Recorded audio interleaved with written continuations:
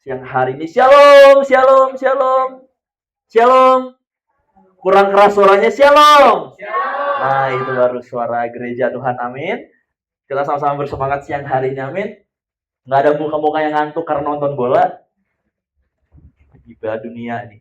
Tadi William chat pagi-pagi, kok maaf izin telat. Saya menduga dia nonton Brazil tadi pagi ya. Karena saya juga, tapi saya nggak tidur lagi, Will, gitu ya. Jadi gereja nih lagi diuji ya, sekarang ini ya, Juni sampai Juli lagi diuji, apalagi yang gereja pagi ya. Ini kita mulai 9.15, kalau kita mulai gereja ibadah jam 7 pagi, nah itu penentuan antara orang-orang yang sungguh-sungguh beribadah ya, atau orang-orang yang nggak ngerti bola gitu ya.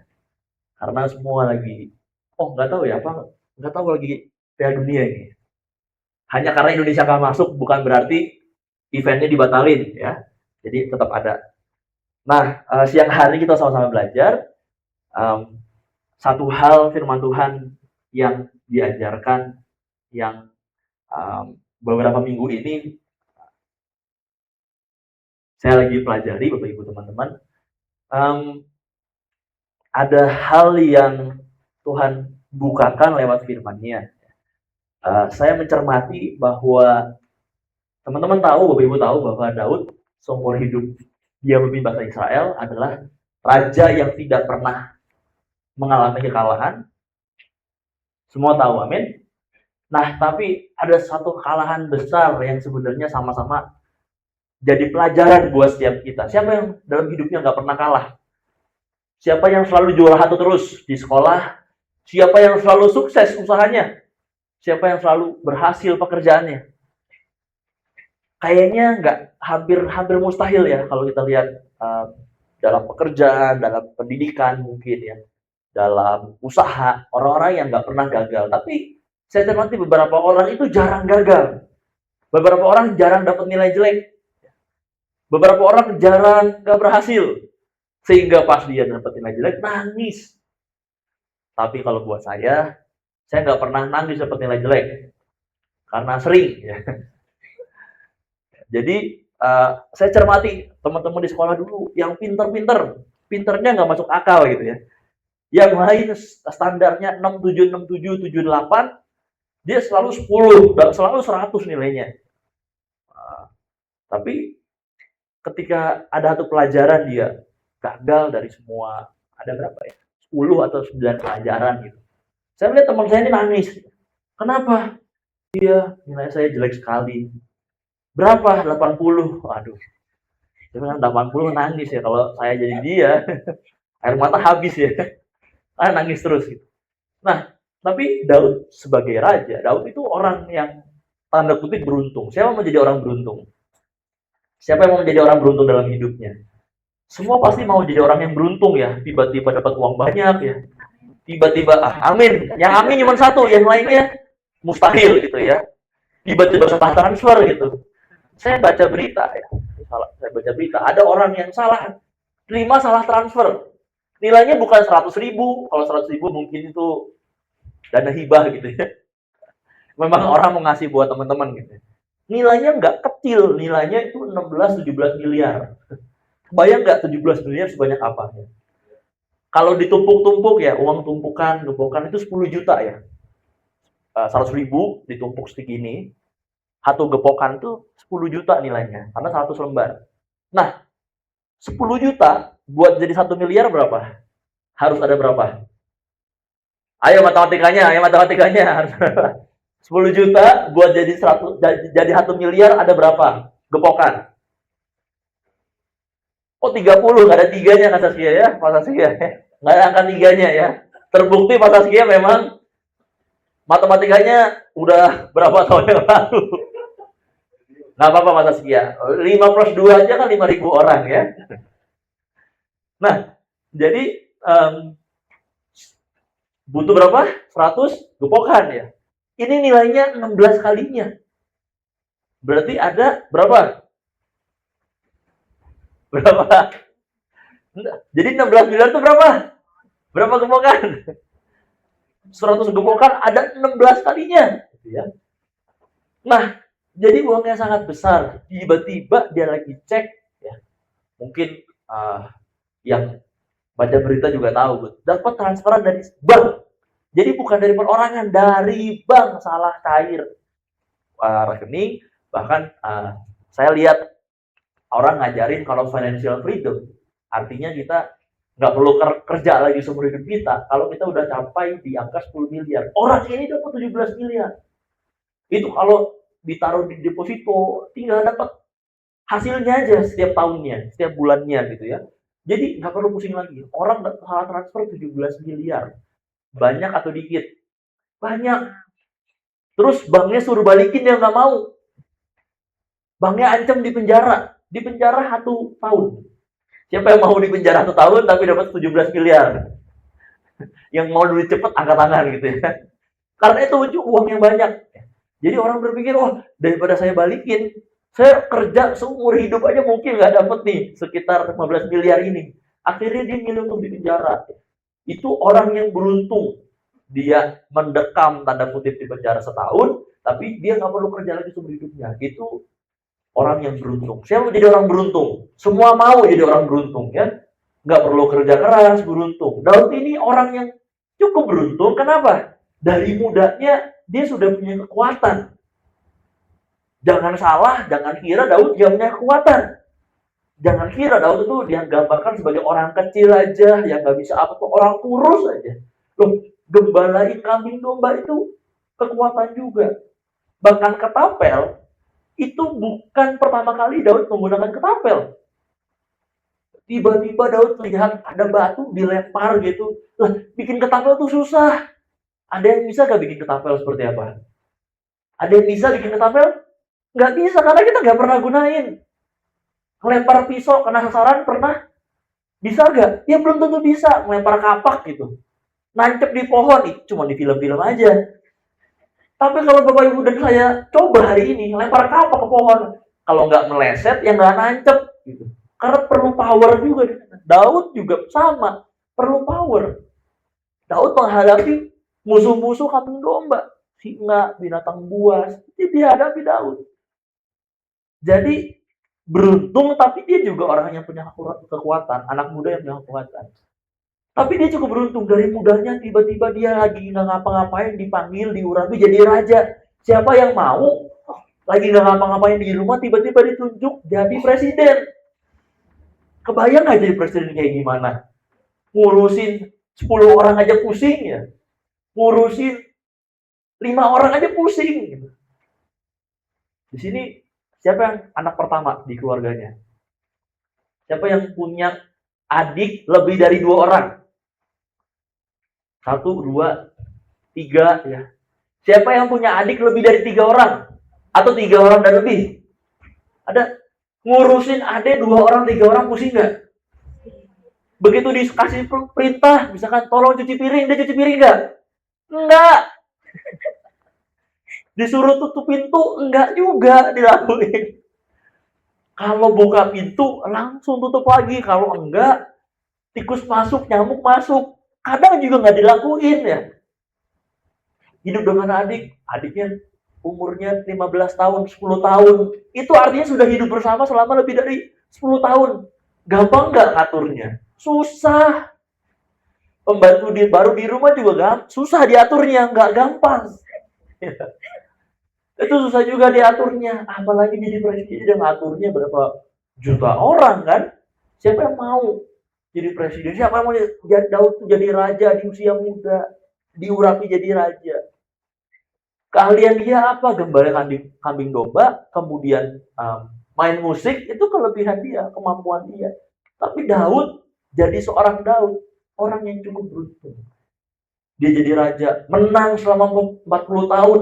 Bukan hanya punya kekuatan, tapi juga keberuntungan. Itu juga dengan saya. Saya lihat tim bola aja kalah, nggak kalah setahunnya susah. Jadi juara kadang tuh perlu kalah 1-2 kali jadi juara. Tapi jarang ada orang yang nggak pernah kalah seumur hidupnya. Daud nggak pernah kalah. Pernah menjumpai kekalahan Daud? Enggak. Tapi satu-satunya kekalahan Daud ternyata berasal dari pertempuran yang tidak ada pertempuran. Loh, artinya apa? Daud kalah bukan lagi saat bertempur. Kekalahan terbesar Daud satu-satunya ada di 2 Samuel 11. Kita buka ya sama-sama ya. Jadi siang hari ini kita sama-sama belajar dari kesalahan orang lain. Orang pintar itu, ya orang bodoh itu orang yang nggak pernah belajar dari kesalahannya. Orang pintar, orang yang belajar dari kesalahannya. Tapi orang yang cerdas itu orang yang belajar dari kesalahan orang lain. Amin. Siapa yang mau jadi orang pintar? Siapa yang menjadi orang cerdas? Kita sama-sama belajar dari kesalahan Daud supaya kita nggak lakukan sama-sama. 2 Samuel 11. 2 Samuel pasal yang ke-11. Tolong dimaklumi, pasca ini baru pertama kali multimedia ya. Jadi kita sama-sama maklum ya. Jangan langsung dilihatin, kasihan dia ya. Nanti merasa terpressure dengan tatapan teman-teman. Ya, 2 Samuel 11 ayat yang pertama. Jadi topiknya siang hari ini adalah the gray zone atau zona abu-abu. Ada banyak hal dalam kehidupan kita yang kita kadang kita nggak tahu. Ternyata itu kelemahan kita. Ada satu sisi kita tahu kelebihan kita. Siapa yang dari antara kita yang tahu kelebihannya? Yang tahu dia punya kelebihan. Kamu nggak tahu kelebihan kamu apa? Tahu? Tahu? Siapa yang tahu dia punya kelebihan? Ada yang nggak tahu gak dia punya kelebihan? Ini yang nggak angkat tangan gimana jawabannya? Tahu-tahu nggak tahu atau gimana nih ya? Atau tangannya terbelenggu di bawah gitu. Tapi rata-rata kita semua tahu kita punya kelebihan. Siapa yang tahu kelemahannya? Boleh angkat tangannya. Siapa yang tahu dirinya punya kelemahan? Semua tahu dia punya kelemahan, tapi zona abu-abu adalah zona di mana kita nggak tahu itu kelebihan atau kekurangan kita. Jadi kalau dalam ya, hitam putih ada tengah-tengah zona namanya zona abu-abu. Itu yang coba harus kita lewati dalam kehidupan kita. Daud ya, kita cermati Daud. Kekalahan terbesarnya tahu pas dia lagi ngapain? Pada saat dia mengambil Batsyeba menjadi istrinya. Itulah kekalahan terbesar Daud. Itu yang membuat keturunannya saling berantem sampai akhir. Itu yang membuat kerajaannya terpecah. Anaknya Daud nggak bisa bangun bait Allah karena kesalahan dia. Inilah kesalahan terbesar Daud. Jangan sampai kita sama-sama lakuin. Nyesel sekali, ngelakuin sekali, nyeselnya seumur hidup. Boleh tampilin lagi? Boleh dibantuin? Kita baca ayat yang pertama ya. 2 Samuel 11.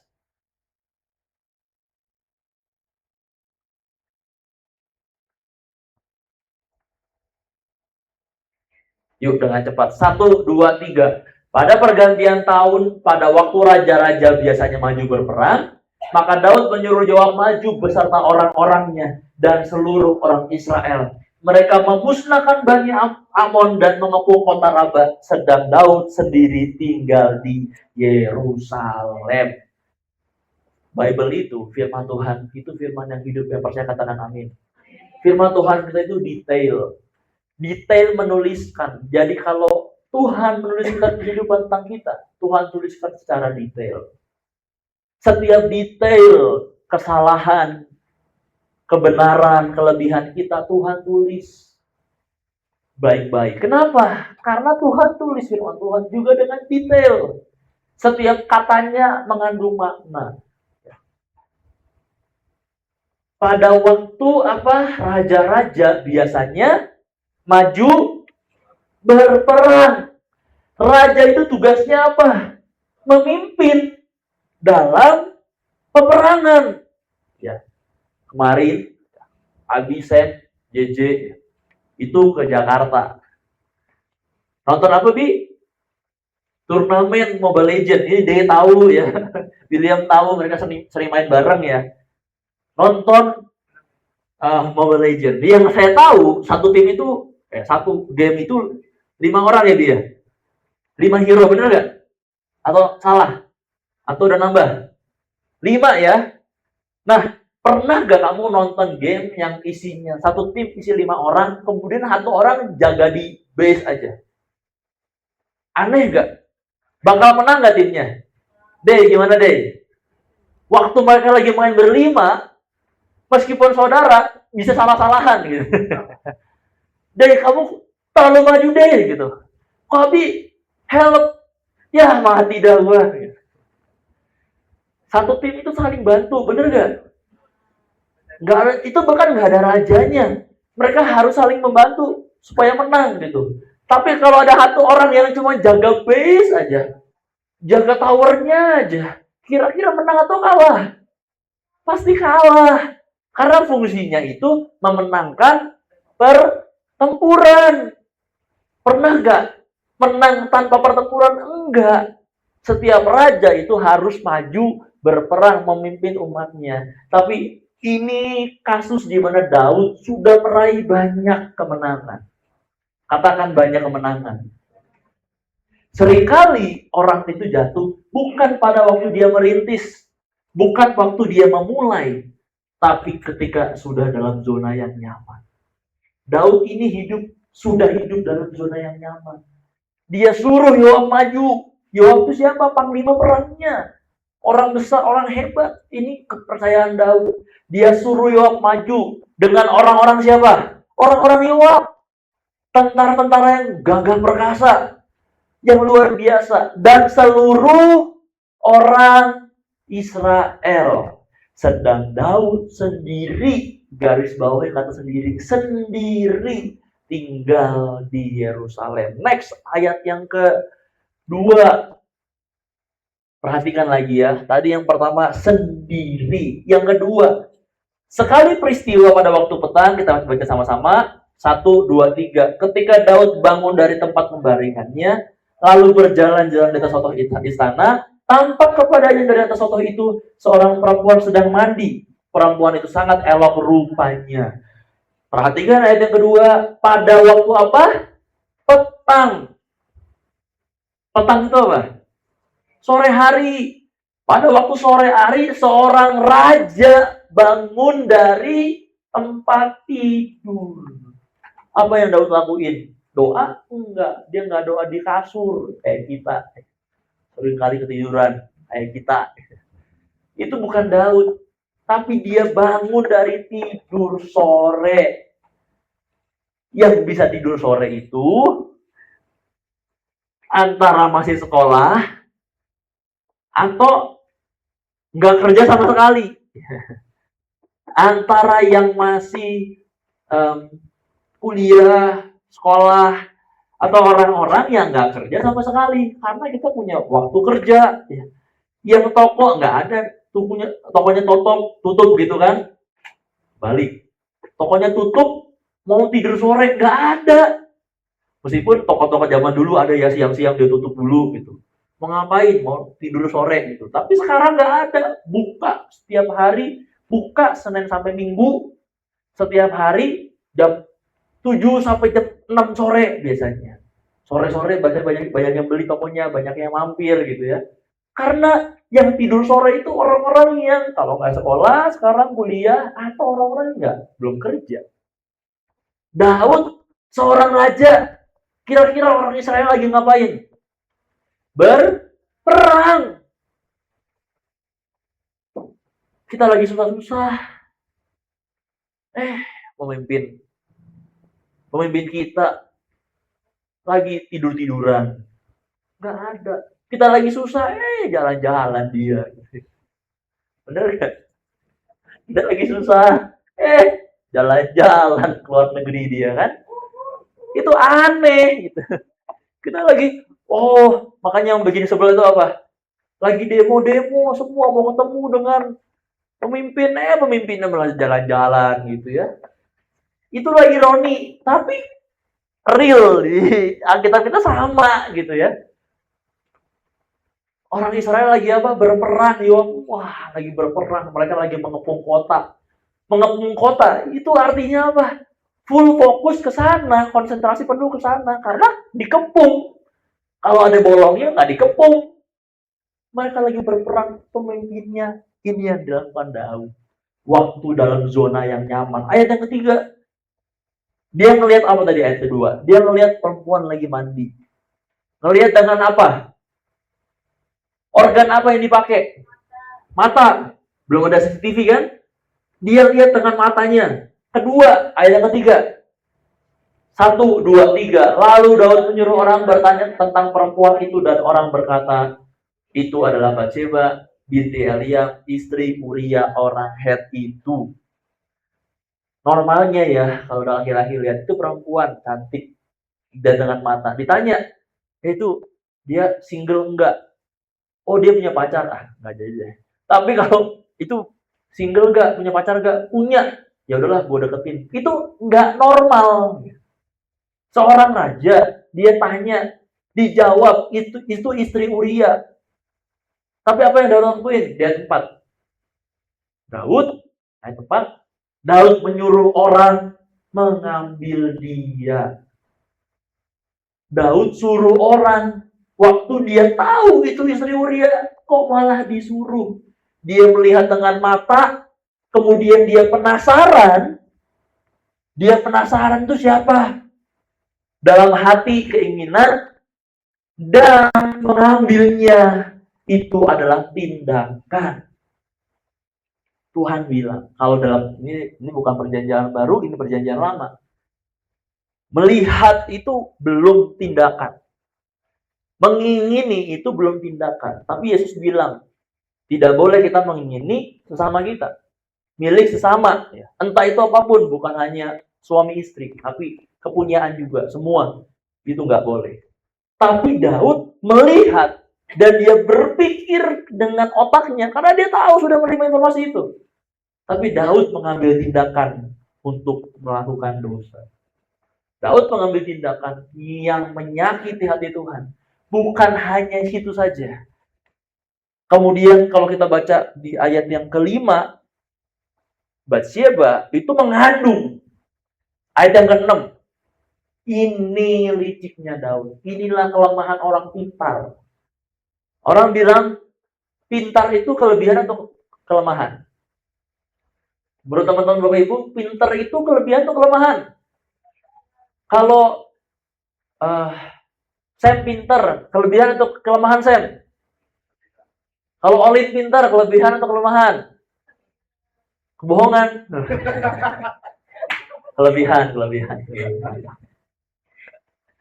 Kalau Caleb, kelebihan atau kelemahan jadi orang pintar? Kelebihan. Tapi inilah yang juga jadi kelemahan orang pintar, orang yang cerdas dan cerdik. Inilah kelemahannya orang pintar.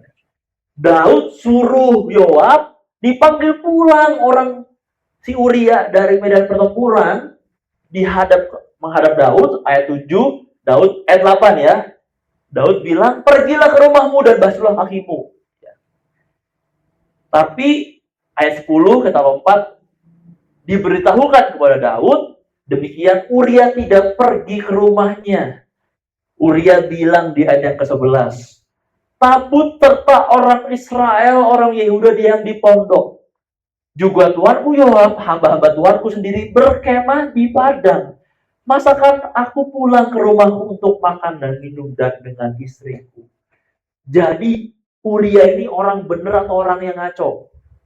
Uria ini orang yang benar. Kenapa? Teman-temannya di medan pertempuran, masa saya senang-senang balik ke rumahnya? Buat apa? Kenapa? Daud nyuruh Uria balik. Daud mau supaya waktu di Uria balik, anak itu dianggap anaknya Uria. Daud nggak disuruh bertanggung jawab. Inilah liciknya orang pinter. Pakai otak itu bukan saja untuk menang ya, membuat strategi, tapi memakai otaknya juga untuk menutupi kesalahannya. Inilah kekurangan Daud sebagai orang yang pintar, ahli strategi. Tapi dia mengambil keputusan oleh karena Uria yang nggak mau. Selanjutnya Daud ya Ayat 13, Daud memanggil Uria untuk makan minum dengan dia, dan Daud membuatnya mabuk. Daud buat Uria mabuk. Supaya apa berikutnya? Daud suruh Yoab, tempatkan Uria di, ya, bisa baca sama-sama ya. Ayat yang ke, lompat yang ke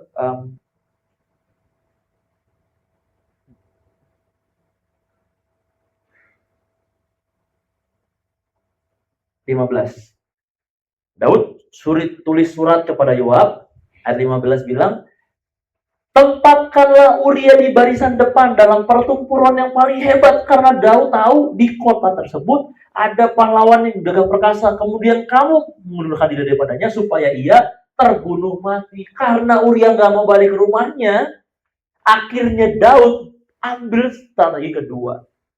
Dia bikin mabuk Uria, ditempatin di paling depan. Kalau mungkin gak mabuk, mungkin dia menang juga loh, gak mati. Tapi dibuat mabuk, orang mabuk disuruh perang di paling depan. Ya udah jelas pasti mati. Ya udah jelas pasti mati. Inilah liciknya Daud. Dan Tuhan marah besar sama Daud. Karena Daud tidak hanya mengambil Batseba menjadi istrinya, jadi untuk tidur dengan dia. Daud juga membuat Uria mati. Bukan hanya sekali percobaan, tapi 2 kali. Dipakai orangnya sedemikian pintar untuk membuat Uria mati. Supaya apa? Ketika Uria mati, habis lewat masa berkabung, diambilnya Batseba jadi istrinya. Supaya pada waktu anaknya lahir, anaknya itu jadi anaknya Daud. Seakan-akan Daud jadi orang baik. Seakan-akan Daud yang bertanggung jawab dengan Batseba dan anaknya. Padahal itu anaknya Daud sendiri. Itulah kelemahan orang pintar. Menggunakan segala cara. Kalau nggak begini, kalau nggak pintar, nggak mungkin ada strategi begini. Nggak mungkin ada cara begini. Itulah yang dilakukan Daud. Dan Tuhan marah besar dengan Daud. Kita tahu berikutnya ayat yang ke-12, Nabi Nathan datang kepada Daud. Pasal yang ke-12 ya. 2 Samuel 12 dan ayat 8, Nathan, firman Tuhan ngomong sama ini ke Daud.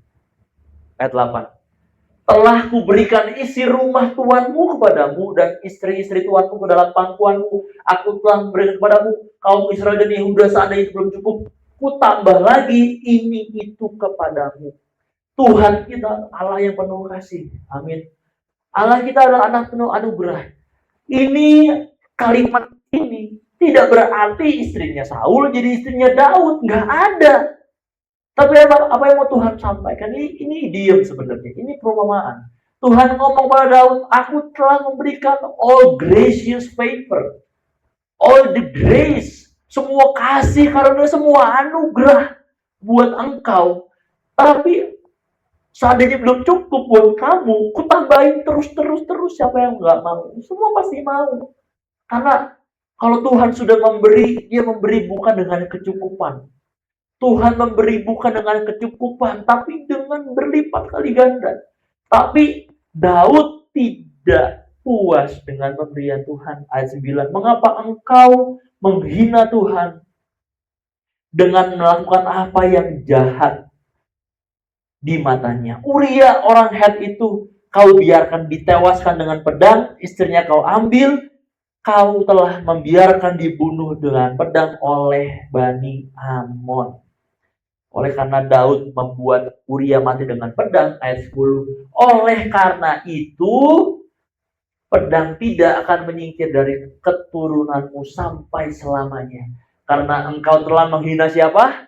Aku siapa di sini? Aku Tuhan. Daud berbuat jahat kepada Uria. Tapi semua yang dilakukan Daud itu dianggap jahat. Sekali oleh Tuhan. Jahat banget oleh Tuhan. Sehingga Tuhan bilang, engkau menghina aku. Menghina orang yang memberikan semuanya kepada Daud. Teman-teman tahu kalau harga kopi 25.000. Dan teman-teman minta ke orang tua dikasih 100.000. Dan teman-teman bilang, ini nggak cukup nih. Pasti orang tua kita heran, kok nggak cukup? 100.000 masa nggak cukup buat beli kopi? Kamu bilangnya beli kopi. Masa mintanya 100.000 bilang nggak cukup? Kayak kesalahan saya ya, saya udah ngaku juga. Mah, aku perlu beli buku mah. Oh iya, buat kuliah. Ini harus yang bahasa Inggris. Buat kalkulus ya. Ya udah harganya berapa? 400.000 mah, karena ini harus yang bahasa Inggris aku beli. Dapat uangnya, belinya di Palasari ya. Buku bekas, buku fotokopian. Harganya 150.000. Sisanya masuk kantong sendiri ya.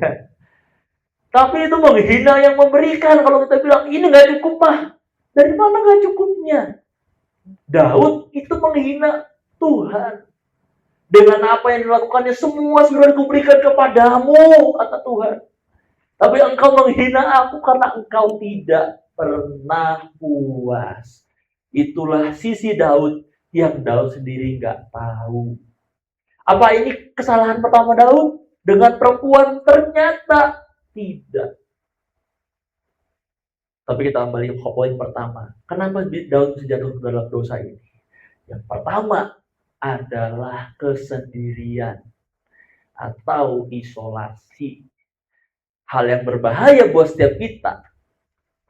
Sekalipun hal yang kesempatan Tuhan memanggil orang-orangnya waktu dia sendiri. Katakan sendiri. Sendiri itu kadang baik, tapi sendiri juga kadang buruk. Sendiri, Allah panggil Abraham waktu dia sendiri. Allah panggil Yakub waktu dia sendiri. Allah panggil Ishak waktu dia sendiri. Allah panggil Musa bukan di tengah-tengah orang, tapi waktu dia sendiri. Allah panggil kita mungkin waktu kita sendiri. Tapi setelah kita menjadi dengan firman Tuhan, menjadi dengan Tuhan dan segala macam, kita bertumbuh. Kesendirian itu nggak baik. Orang bilang, saya nggak perlu gereja. Baik. Saya sudah dapat firman Tuhan di rumah. Baik. Saya baca setiap hari di rumah. Baik. Saya sudah renungkan setiap pagi lebih dari kamu semua yang ke gereja. Tanda kutip, tanda seru. Karena nggak benar juga. Baca firman Tuhan, renungkan firman Tuhan sendiri. Betul, baik. Setiap hari kita harus kita lakukan. Tapi beribadah konsepnya tidak pernah sendirian. Nggak pernah dalam firman Tuhan, ibadah itu konsepnya sendirian. Datang ke bait Allah. Tuhan Yesus menebus hidup kita. Tapi dia suruh apa? Kepada murid-muridnya. Tinggallah kamu semua di sini. Nantikan janji Allah. Tuhan gak ngomong, udah kamu sendiri-sendiri aja masing-masing karena aku sudah memberikan roh kepada kamu. Roh Kudusmu buat kamu. Tapi Tuhan Yesus memberikan Roh Kudus kepada mereka yang menantikan janji Allah. Jadi konsep perjanjian lama dan baru sama. Ibadah nggak boleh sendiri. Kecuali terpaksa kamu sakit panas. Atau misalkan kamu batuk-batuk yang parah, kamu takut lari, kayaknya nggak bisa ketahan dengan masker. Masker double nggak bisa ketahan juga kok. Oke gitu ya. Sakitnya misalkan apa yang bisa nular? Malaria, apalagi? TBC, itu kamu jangan ke gereja. Kamu nularin orang sebelah gitu ya. Kalau bisa kamu isolasi dulu. Tapi konsep ibadah nggak pernah dalam kesendirian. Konsepnya umat Tuhan berkumpul. Apa yang jemaat mula-mula lakukan? Mereka berkumpul setiap hari. Berkumpul sampai sehati. Paulus menasihati, hendaklah kamu sehati, sepikir, dan seperasaan. Gimana caranya sehati kalau nggak pernah ngobrol coba? Pasca kamu tahu nggak yang duduk sebelah Olin namanya siapa? Ini pertama kali kamu ketemu kan? Iya. Nggak tahu kan namanya siapa? Nah, kalau Olin tahu nggak sebelahnya namanya siapa? Wah, nggak mungkin. Pasti kamu tahu. Kamu tahu nggak ditinggal di mana? Tahu, karena sering ketemu. Karena sering ketemu. Sam, tahu nggak Abi tinggal di mana, Sam? Tahu, sering main. Ya.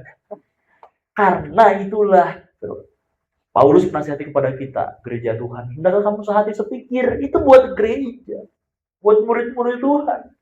Oke, mungkin nggak setiap hari ya, meskipun dalam menara doa ada. Ya mungkin CRV ini hampir setiap hari ikut menara doa. Meskipun nggak pernah ketemu langsung dengan teman-teman yang Pontianak, minimal namanya tahu. Dengan teman-teman Kerawang namanya tahu. Hafal muka-muka yang sering hadir gitu ya. Tahu. Meskipun belum pernah ke Sintang ya, ke Pontianak, tapi tahu jemaat yang rutin hadir menara doa. Karena itulah konsep firman Tuhan dari awal buat setiap kita gereja itu harus saling berkumpul supaya tahu sama lain, satu sama lain. Amin. Berbahaya kalau kita membiarkan hidup kita dalam kesendirian. Coba ingetin kanan kirinya, katakan jangan sendirian. Sedih sendiri. Oh ini cara saya kok, ini cara aku kok. Kalau aku sedih, aku mau sendiri aja. Selesai gak masalahnya? Enggak juga. Gimana bisa minta doakan? Kok Dika harus tahu tanpa saya harus cerita. Loh, saya cenayang. Gimana tahunya kalau teman-teman punya masalah? Makanya kalau pengumuman gereja saya bilang kalau Bapak Ibu teman-teman yang saudaranya, yang temennya, yang butuh pelayanan pribadi, konseling, mereka datang insomnia, ya, datang ke gereja dengan punya sakit penyakit, sakit jantung, sakit ginjal, sakit hati. Gimana kita tahu kalau nggak dengan karunia Tuhan ya? Lebih gampang kan kalau ngomong, bener nggak? Nggak. Kalau ngomong itu nggak perlu karunia pun udah tahu masalahnya apa. Jadi bisa didoain, bisa cerita ke CFV, bisa cerita ke Pak Saskia, Pak, tolong doakan saya, ini begini, usaha begini. Didoakan. Pak Saskia minggu lalu punya klinik orang ya di Mekarwangi, latar belakang berbeda. Ya. Itu pekerjaan murid-murid Allah. Itu pekerjaan gereja sekarang sama kayak dulu, sama, nggak berubah karena itu firman. Layanilah seorang sama yang lain atau sama lain dengan kasih, bukan dengan meminta-minta, enggak. Layanilah seorang satu sama lain dengan kasih. Karena kamu dapat dengan cuma-cuma, berikan dengan cuma-cuma. Itu kasih, itu pelayanan. Makanya cerita-cerita kalau ada masalah, amin. Jangan simpan semua sendiri. Biarin saya bisa selesaikan semuanya sendiri. Jamin nggak selesai masalahnya. Malah nambah masalah ya. Satu salah, Daud coba sendiri gak? Iya. Daud coba beresin semua sendiri. Oh ini masalah saya. Aduh, hamil nih. Aduh ngapain ya? Udahlah suruh orang itu balik supaya dia tanggung jawab. Lepas lari tanggung jawab. Makin salah gak? Makin salah. Makin salah. Maka jangan sendiri. Tahu gak masalah Daud itu? Waktu dia sendiri. Coba waktu dia Israel perang, dia perang. Gak akan terjadi dia ngintip orang mandi.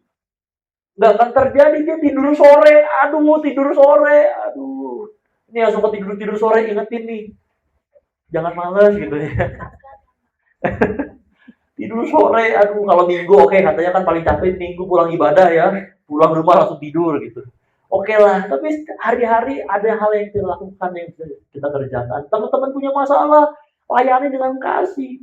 Nggak harus bentar ya, aku hubungin Kodika dulu. Enggak, layani sendiri dengan kasih, dengan kebenaran. Jangan, aduh aku punya masalah dengan papa saya nih. Memang mama kamu jahat, memang mama kamu jahat. Itu mah bukan bukan Roh Kudus ya.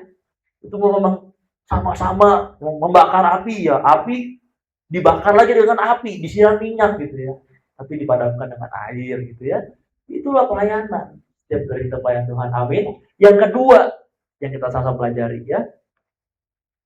Ada pola yang Daud juga bikin ya. 1 Samuel 25.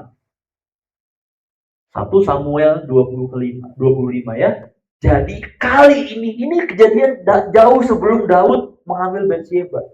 Ini waktu Daud mengambil Abigail, seorang perempuan yang 1 Samuel 25 ayat yang ke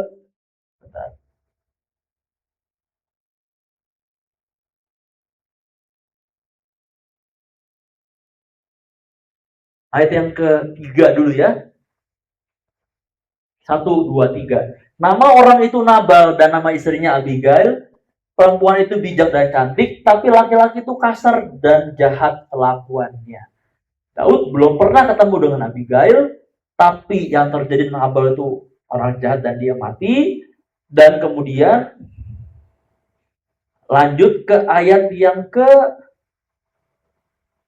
39 setelah Daud bertemu dengan Abigail dan Nabal mati. Ayat yang ke-39, ketika didengar Daud bahwa Nabal telah mati, berkatalah ia, terpujilah ia Tuhan yang membela aku dalam perkara penghinaan Nabal terhadap aku, mencegah hamba dari berbuat jahat. Tuhan telah memberikan kejahatan Nabal ke atas kepalanya sendiri. Kemudian Daud menyuruh orang untuk berbicara dengan Abigail tentang mengambil dia menjadi istrinya. Jadi kejadian ini juga sama. Sudah pernah dilakukan Daud. Ketika dia dengar Nabal mati, diambil istrinya. Dia dengar tentang kebaikan Abigail. Tuhan gak pernah bilang Abigail itu orang yang jahat, tapi bijak dan cantik. Elok rupanya dan orang yang bijak, perempuan yang bijak. Tapi Daud ketika dia dengar suaminya sudah mati, diambillah Abigail. Disuruh orang ambil Abigail menjadi istrinya. Apakah istri Daud hanya Abigail dan Bathsheba? Tidak. Dia punya beberapa istri. Diambil istri. Jadi yang kedua yang kita sama-sama pelajari, pola kejahatan itu mirip-mirip ternyata. Bukan kali pertama Daud mengambil istri. Ya, meskipun suami sudah mati ya. Tapi ini bukan kali pertama juga Daud melihat perempuan tertarik dan diambil jadi istrinya. Berhati-hatilah dengan, kita bisa identifikasi. Teman-teman tadi sudah sebut, teman-teman tahu dan saya tahu kelebihan kita, kelemahan kita. Jadi kelemahan juga punya ciri-ciri dan bisa kita identifikasi. Kalau kelemahan adalah bergosip, maka yang harus kita hindari adalah teman-teman yang senang bergosip atau bilang, udah, ini pembicaraan tidak ada gunanya. Kalau nggak ada gunanya, nggak usah diomongin. Kalau teman-teman punya kecenderungan untuk marah dan banting barang, identifikasi apa saja yang membuat kita marah. Kalau kita marah karena kita diomongin orang lain, kita tahu berarti harus kita lakukan apa. Kalau teman-teman marah waktu lagi frustasi, kecewa, kita tahu ciri-cirinya. Tapi kita belajar mengidentifikasi pola kesalahan kita. Apa yang menjadi kelemahan kita sampai hari ini? Apa kita mudah marah? Apa kita mudah iri? Kalau kita mudah iri, coba matikan sosial media kita. Coba matiin Instagram kita. Jangan terlalu sering mainnya. Ngelihat temannya beli motor, ngelihat temannya beli handphone baru, ngelihat temannya beli mobil, ngelihat temannya beli rumah baru. Wah, ini langsung dibuat gosip-gosip yang nggak benar. Iri. Ya kita juga usah ngelihat mereka. Kalau kita kesal dengan sesuatu, misalkan Instagram membuat kita menjadi orang yang mudah marah, mudah kecewa, mudah iri. Tinggal di akhir install, selesai gak masalahnya? Selesai. Identifikasi pola-pola yang membuat kita jatuh dalam kelemahan kita. Kira-kira Simpson orang yang kuat kan? Minggu lalu kan Duranta sampaikan ini. Kira-kira Simpson orang yang kuat kan? Simpson punya kekuatan yang sangat besar. Tapi kelemahan dia apa? Kelemahan dia apa? Perempuan. Dulu di sekolah minggu kita sering main ya. Simpson, Delila dan Macan. Apa tuh zaman saya doang ya? Zaman teman-teman nggak ada ya? Main-main begitu ya? Nggak ada. Nggak ada. Aduh. Ketahuan ya. Kelemahan Simpson itu perempuan. Tapi celakanya Simpson, dia mengambil perempuan Kanaan, bukan perempuan Israel. Maka itu yang membuat dia selalu kalah. Sekali dibohongin, Ya, dia masih kuat, masih kuat. Akhirnya nggak kuat juga. Kenapa? Kelemahannya nggak bisa tegas terhadap perempuan. Udah begitu, karena kelemahannya perempuan, dia ngambil lah perempuan bukan Israel. Itu yang jadi kekalahan Simpson. Simpson nggak kalah panco. Simpson nggak tiba-tiba. Bukan juga karena rambutnya digunting. Karena nggak ada yang tahu rahasia itu. Tapi karena dia jatuh ke perempuan, bukan Israel. Itu yang jadi kelemahan dia. Berhati-hatilah dengan kelemahan-kelemahan dalam hidup kita. Uang. Hati-hati pakai uang. Saya juga boros. Saya boros, saya belajar mengelola keuangan. Karena saya tahu itu kelemahan saya. Kelemahan saya apa? Udah masukin barang ke keranjang, subuh-subuh kebangun, di check out. Itu kelemahan saya. Seringkali subuh-subuh bangun jam 2 jam 3, adalah taiman aja gitu. Pagi-pagi bisa di cancel gitu ya. Ntar juga pagi bisa di cancel. Sekali waktu saya beli. Saya udah taruh nih lagi timbang-timbang, aduh mau beli jam gitu ya. Timbang-timbang, taruh di keranjang. Saya bangun subuh-subuh teman-teman ya. Saya bangun subuh-subuh jam 2 jam 3. Mungkin teman-teman lagi pada tidur semua. Saya bangun, mata masih cuma satu doang ya, masih setengah doang, bukan satu doang, setengah ya. Masih setengah doang matanya. Terus udahlah saya payment aja. Bangun pagi nyesel, udahlah saya cancel. Seperti biasa. Ternyata beli jam di sini nggak bisa di cancel. Wah, matilah saya. Nyesel nih, waduh bahaya nih kemahalannya. Waduh gimana. Jadilah saya harus tunggu barangnya nyampe, di videoin, difotoin, itu juga udah lama, 3-4 hari nunggunya, dibalikin, dicek di sana, baru uangnya kembali. Jadi selama seminggu, saya nggak bisa pakai uang saya, ketahan. Kenapa? Karena nggak bisa di cancel langsung. Biasanya bisa di cancel langsung paginya, jadi subuh saya check out, saya pagi kayaknya enggak deh, nggak yakin, saya batalin. Itu kelemahan saya buka aja nggak apa-apa. Karena itu saya ngomong juga ke teman-teman yang lain, udah saya sampaikan juga. Itu kelemahan saya cenderung boros ya. Ngelihat itu cepat memutuskan, aduh salah nih kayaknya, nyesel. Ada yang nggak bisa di cancel, ada yang bisa di cancel. Yang nggak bisa di cancel ya udahlah, aduh dengan berat hati. Yang bisa di cancel puji Tuhan. Tapi ada beberapa hal dalam hidup kita, banyak hal dalam hidup kita nggak bisa cancel. Putusinnya sekali, nyeselnya seumur hidup. Salah keputusan, nggak bisa diperbaiki. Gelas pecah, nggak bisa dibenerin lagi. Udah dilem di gimana pun juga nggak bisa. Saya pecahin gelas beling. Saya rasa udah beresin semuanya ya. Ternyata ada serpihannya yang belum bersih, nempel di kaki saya. Luka jadinya kan. Nggak bisa balik dengan semula. Nggak bisa dibalikin lagi. Termasuk hubungan dengan orang lain, kepercayaan. Sekali bohong, nggak bisa langsung dipercaya. Sekali salah, nggak bisa langsung dimaafin. William pukul saya marah, maaf kok, nggak sengaja. Ya. Berikutnya saya lihat kesempatan, saya pukul balik dia, maaf Will, nggak sengaja, gitu ya. Nggak bisa bener hubungannya. Impas kok. Ya udah impas kok. Tapi dia jaga-jaga dengan saya, waduh bahaya nih. Main bola, Sam, tackle Abi. Awas aja Sam yang mau balas lu. Dibalas sama Abi. Berikutnya main bola, mereka jauh-jauhan. Kenapa? Takut kan? Orang tua pukul anak, dikiranya ya udahlah, nggak apa, manusia cepat lupa. Nggak lupa sampai tua. Saya ingat pernah dipukul. Saya sih nggak pernah dipukul ayah saya pernah pukul anak ayah saya. Saya ingat bener ini. Saya ingat bener karena saya nyesel gitu ya. Kita bahkan lagi di Malang, dulu Abi tinggal di Malang, kita lagi main di Jatim Park gitu. Tapi saya lupa sebabnya apa. Saya marah banget dengan bapak saya. Sebenarnya saya takut, tapi waktu itu saya marah banget. Jadi apa saya bilang, kenapa kamu marah? Wah begini, saya ingat saya pukul perutnya gitu. Papa saya gini, itu karena masih kecil ya. Papa saya, dia udah pukul, kan saya pukul, nggak berasa gitu.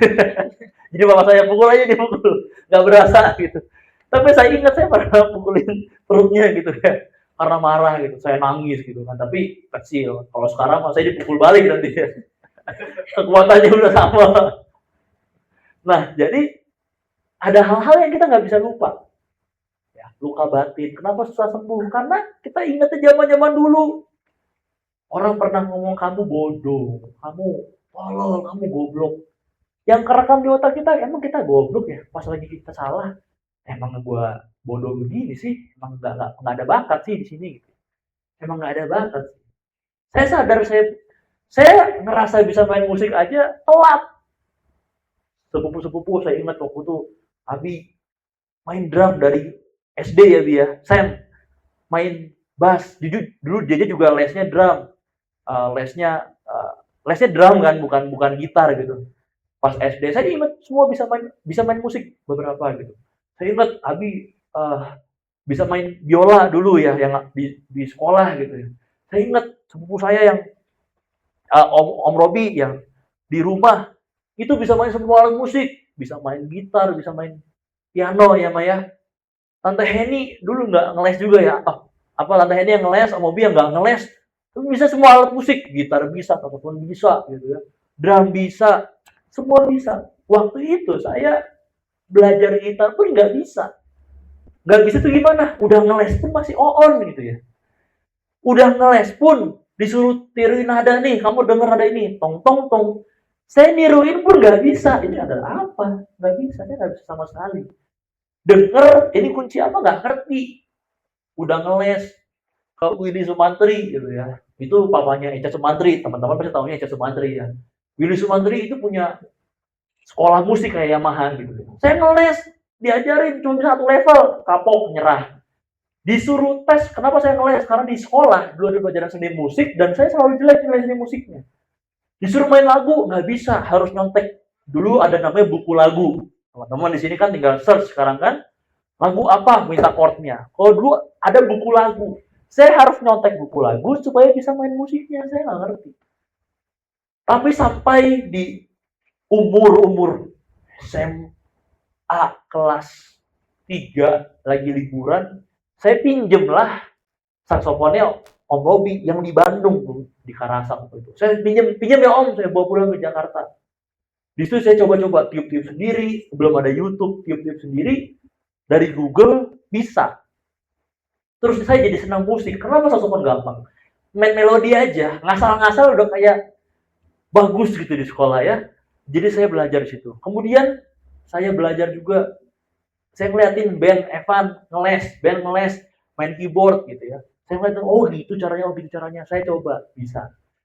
Tapi semuanya telat. Kalau teman-teman yang lain bisa musik itu jago-jago dari kecil dan segala macam, saya baru bisa di umur saya yang ke 18, 19. Tapi kalau hari ini pemusik kosong, ya saya gantiin bisa gitu ya. Tapi puji Tuhan ya, saya punya orang tua nggak pernah ngomong kamu bodoh, emang kamu nggak bisa, kamu nggak ada bakat dah, emang kamu nggak ada bakat seni dah, gambar aduh hangman doang gitu ya, muka bulat kasih senyum hangman aja gitu, orang garis aja gitu, nggak bisa saya gambar juga, nggak bisa sampai hari ini sih kalau itu ya, nggak bisa gambar juga saya. Tapi kalau musik untungnya saya nggak punya orang tua yang menekan bakat saya. Selalu bilang, kamu bisa. Oh, kamu bisa kok. Puji Tuhan. Tapi itulah kehidupan kita. Kita belajar dari pola-pola yang ada. Pola kelebihan, pola kelemahan. Yang ketiga, kenapa Daud akhirnya kalah? Kekalahan terbesar Daud. Yang ketiga, Daud tidak punya orang untuk menegur dia. 2 Samuel 12 ayat 18. Balik ya ke 2 Samuel 12 ayat 18. Setelah anaknya Daud mati, ya, 2 Samuel 12 ayat 18. 2 Samuel, kamu harus masukin angkanya satu-satu. Habis 2 Samuel jangan di-enter. 2 Samuel 12 itu. 2 Samuel 12 ayat 18. Kita baca sama-sama ya. 1, 2, 3. Pada hari yang ke-7 matilah anak itu dan pegawai-pegawai Daud takut memberitahu kepadanya bahwa anak itu sudah mati. Sebab mereka berkata ketika anak itu masih hidup, kita telah berbicara kepadanya, tetapi ia tidak menghiraukan perkataan kita. Bagaimana kita dapat mengatakan kepadanya, anak itu sudah mati, jangan-jangan ia mencelakakan diri. Kita cermati di ayat yang ke-18 ini, bahwa pegawai Daud takut memberitahukan kematian anaknya. Sampai Daud tahu, oh kok pegawai saya bisik-bisik ya. Pegawai saya bisik-bisik ya. Bahwa akhirnya Daud tahu bahwa anaknya sudah mati. Daud nggak punya orang yang menegur dia. Pada waktu Daud suruh tanya ya pada orang, itu siapa? Oh, itu Bathsheba, istri Uria. Daud suruh orang ambil itu. Karena dia raja, dia nggak punya orang yang menegur dia. Seharusnya raja itu punya penasihat. Yoab aja disuruh mencelakakan Uria, dia ikut. Jadi hati-hati kalau dalam hidup kita nggak punya orang yang menegur kita. Itulah fungsinya gereja. Saling mendoakan, saling menegur juga. Lihat ada salah, jangan diomongin dengan orang lain. Saya lihat nih, William pakai baju, kancingnya salah, satu nyengsol. Saya bilang ke Sam, coba bilang William. Atau bahkan, Pril, coba bilang William. Biar William malu dong. Yang ngomong April, perempuan gitu ya. Kenapa kok Dika nggak langsung ngomong sama saya? Itulah fungsinya gereja. Saling mengingatkan, saling menegur. Berhati-hatilah kalau dalam kehidupan kita nggak punya orang yang menegur. Itulah kesalahan terbesar kita. Banyak orang-orang hebat nggak punya penasehat. Pemimpin kita nggak punya penasehat juga. Atau nasihatnya salah gitu ya. Itu yang terjadi. Bagaimana gitu ya. Ya, begitu. Nah, sama kalau dalam kehidupan kita nggak punya orang-orang menegur. Mungkin pemimpin rohani, mungkin orang yang kita anggap lebih rohani di gereja, mungkin suami istri. Aduh, takut ngasih masukan, takut marah, makanya tetap salah. Dalam FA, takut salah. Loh, kamu udah tahu dia bohong, kok malah kayak gini? Ya, ngomongin lah, kamu tuh salah. Enak negur 4 mata, panggil 1 jadi saksi. Itu firman Tuhan. Tapi apa yang terjadi sekarang? Takut menegur, tegurnya di status WA. Aduh, itu udah makin ngaco. Itulah kesalahan kita. Kenapa kita nggak bisa akur, nggak bisa damai? Temenmu salah, mungkin orang tuamu salah. Aduh, takut tegur. Terus siapa yang suruh tegur? Malaikat? Kan enggak. Bahaya kalau ditegur Tuhan ya. Jadi setiap dari kita saling mendoakan, saling menegur. Amin. Daud nggak punya orang tersebut, nggak punya penasehat, maka dia salah waktu dia mengambil Bathsheba menjadi istrinya. Itulah kekalahan terbesar. Kenapa saya bilang terbesar? Karena kesalahan Daud, dia nggak bisa bangun bait Allah. Karena kesalahan Daud, keturunannya berantem. Tuhan udah bilang. Karena Salomo, memang Israel jadi terpecah, betul. Tapi karena Daud salah, maka Tuhan bilang pedang tidak akan menyingkir dari keturunanmu. Anaknya Absalom yang memburu dia. Gimana anak berantem sama bapaknya? Diburu, mau dibunuh, mau dilengsarkan.